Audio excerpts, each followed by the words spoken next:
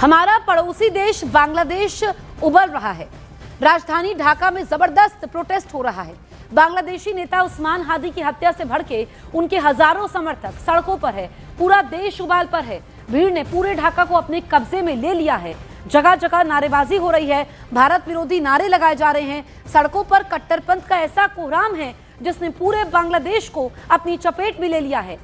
और आपको बताएं कि यहाँ पर तोड़फोड़ हुई है। ढाका में तो प्रदर्शनकारियों ने बांग्लादेश के सबसे बड़े अखबार द डेली स्टार और प्रोथोम अलो के ऑफिस में जबरन घुसकर तोड़फोड़ की, आगजनी की। सबसे बुरी बात यह है कि शेख हसीना के खिलाफ आंदोलन की लीडर रहे उस्मान हादी की मौत के बाद बांग्लादेश में हिंसा भड़की। निशाने पर हिंदू है। ये अलग अलग तस्वीरें आपके सामने हैं। आप देखिए कि पूर्व राष्ट्रपति के घर पर तोड़फोड़ होती है बांग्लादेश में। प्रथम आलो का ये जो दफ्तर है, यहाँ पर कैसे तोड़फोड़ होती है। हिंदू युवक की हत्या है तो एक बार फिर से टारगेट किलिंग हो रही है। हिंदू निशाने पर है। मंत्री का घर भी नहीं छोड़ा गया। द डेली स्टार का ऑफिस, इंडियन हाई कमीशन, जगह जगह हिंसा हो रही है। दफ्तरों को निशाने पर लिया जा रहा है। मीडिया दफ्तर भी अब वहां पर आगजनी हो रही है। इसके अलावा अगर हम देखें तो आम लोग, जो लोग हैं, वहां की आवाम है, वो भी मारी जा रही है। तो एक तरीके से जो यूनुस सरकार है वो हालात को काबू में करने के लिए नाकाम है। हालात बांग्लादेश में बद से बदतर होते जा रहे हैं। कट्टरपंथी बेकाबू है और सवाल ये खड़ा होता है कि यूनुस क्यों खामोश है। चुनाव, क्या ये लोकतांत्रिक प्रक्रिया को दबाने की कोशिश हो रही है कि वहां पर चुनाव ना हो, इस वजह से इस तरह की हिंसा वहां पर भड़काई जा रही है। बहुत सारे सवाल हैं जो खड़े होते हैं। आप देखिए कि बांग्लादेश में कैसे हालात बदले, ये हम आपको बता रहे हैं। सेवेन सिस्टर्स को अलग किया जाए। देखिए 15 दिसंबर को जो है वहां पर ढाका में भारतीय उच्चायोग के बाहर प्रोटेस्ट होता है। 17 दिसंबर को पूरी टाइमलाइन हम आपको बता रहे हैं। और संगठनों ने यहाँ पर प्रोटेस्ट मार्च निकाला है। जो बांग्लादेशी संगठन है, कट्टरपंथी है, भारत विरोधी, वहां पर भाषण दिए जा रहे हैं।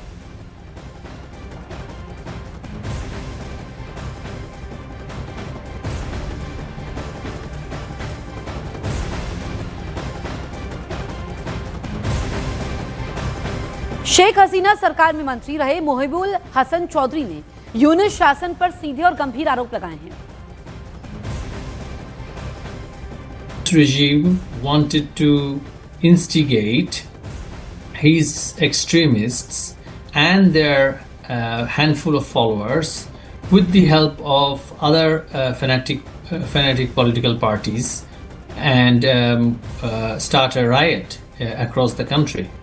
So the objective is to primarily delay the election that they themselves are talking about, and the second objective is to basically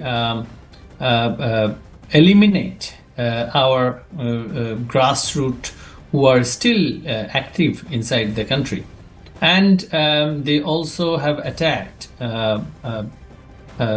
different foreign missions, including the Indian High Commission in my home city, Chittagong, and wanted to instigate a tougher response from our friendly neighbor and long-standing partner in international affairs of Bangladesh.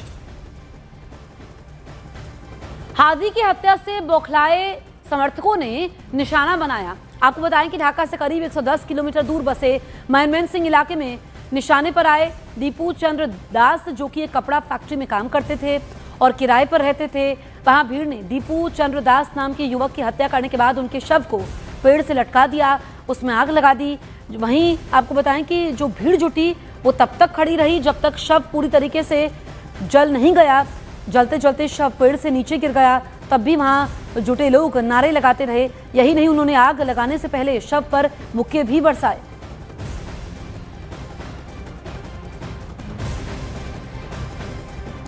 तो आप देखिए कि हादी की हत्या से बौखलाए समर्थकों ने हिंदुओं को निशाना बनाया। ढाका से करीब 110 किलोमीटर दूर बसे मैनमोहन सिंह इलाके में इनके निशाने पर आए दीपू चंद्र दास, जो एक कपड़ा फैक्ट्री में काम करते थे और किराए पर रहते थे। वहां भीड़ ने दीपू चंद्र दास नाम के युवक की हत्या करने के बाद उनके शव को पेड़ से लटका दिया, उसमें आग लगा दी। वहां जुटी भीड़ तब तक खड़ी रही जब तक शव पूरी तरीके से जल नहीं गया। जलते जलते शव पेड़ से नीचे गिर गया, तब भी वहां जुटे लोग नारे लगाते रहे। यही नहीं, उन्होंने आग लगाने से पहले शव पर मुक्के भी बरसाए।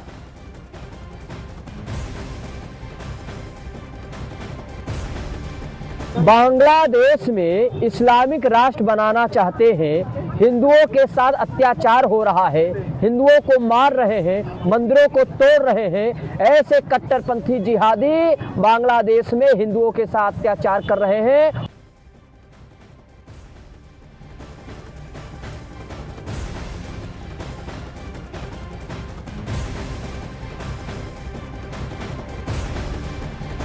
पड़ोस में टेंशन है, पूरा देश उबल रहा है, तो इंडिया पूरी तरीके से अलर्ट है। बांग्लादेश में हंगामे के बाद भारतीय सीमा पर अलर्ट है। पूर्वी कमान प्रमुख ने पूर्वी सीमा पर जाकर तैयारियों का जायजा लिया।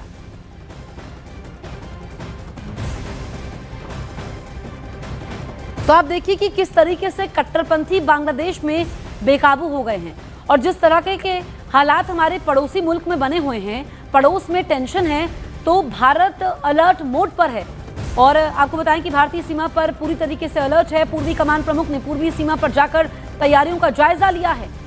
भारत की तैयारी पुख्ता है क्योंकि वहां पर निशाने पर हिंदू हैं और जो कुछ कट्टरपंथी है, भारत विरोधी साजिश वो रच रहे हैं, ऐसे वहां पर भाषण दिए जा रहे हैं। ऐसे में भारत में आप देखिए कि हाई अलर्ट पर है हमारी सीमाएं, पूरा देश इस वक्त बांग्लादेश उबल रहा है। इंडिया अलर्ट मोड पर है, भारतीय सीमा पर अलर्ट है। पूर्वी कमान प्रमुख ने पूर्वी सीमा पर जाकर तैयारियों का जायजा भी लिया।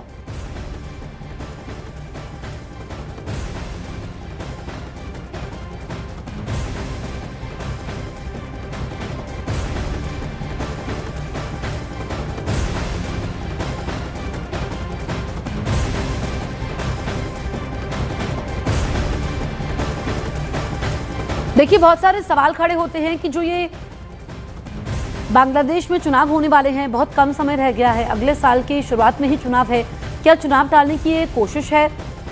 ये जो टारगेट किलिंग हो रही है, हिंदुओं को निशाना वहां पर बनाया जा रहा है, उसके पीछे कौन है?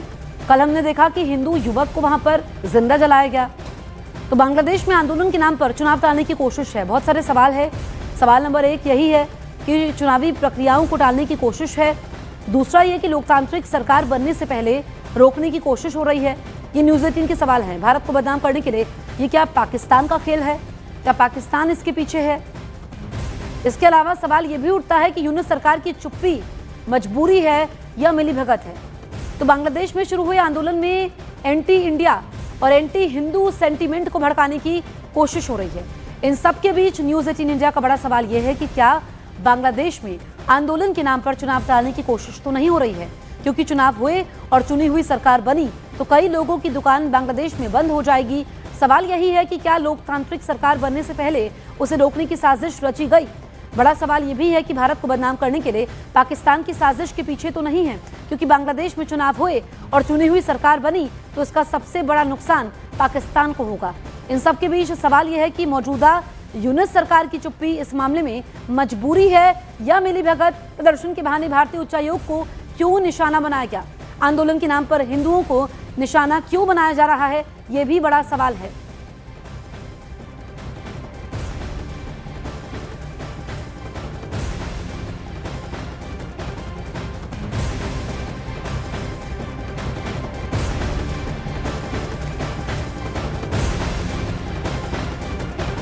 इस बीच हादी की मौत से बांग्लादेश में जो हालात बिगड़े उसने कई सवाल खड़े कर दिए हैं, क्योंकि इस्लामी संगठन इंकलाब मंच के प्रवक्ता शरीफ उस्मान हादी को भारत विरोधी कहा जा रहा है। ऐसे में सवाल उठ रहा है कि क्या हादी की मौत के पीछे भारत विरोधी ताकतों का हाथ तो नहीं है? कहीं ऐसा तो नहीं है कि पहले हादी को मार दिया गया, फिर एंटी इंडिया भावनाएं भड़काकर बांग्लादेश में दंगे भड़काने की कोशिश की गई? क्योंकि बांग्लादेश में चुनाव नजदीक है और चुनाव से ठीक पहले वहां एक ऐसे नेता की मौत हो गई जो भारत विरोधी बयान देता है। शरीफ उस्मान हादी की मौत के बाद बांग्लादेश में हिंदुओं को टारगेट करना शुरू हो चुका है। एक हिंदू युवक को जिंदा जला दिया गया। कहा जा रहा है कि हादी की मौत से बांग्लादेश में जो माहौल खराब हुआ, उसने पाक समर्थित कट्टर ताकतों को खुली छूट दे दी। एक बार फिर से वहां हिंदुओं के साथ खूनी खेल चल रहा है। इसी ने सवाल उठाया कि हादी की मौत के बहाने क्या बांग्लादेश में हादी की मौत के बाद भारत विरोधी ताकतों को उकसाने हिंदुओं के नरसंहार की प्लानिंग हो रही है? तो हर जगह तोड़ फोड़, आगजनी और अल्पसंख्यकों के घरों को नजर आतिश करना, ये तमाम हंगामा आराई हो रही है।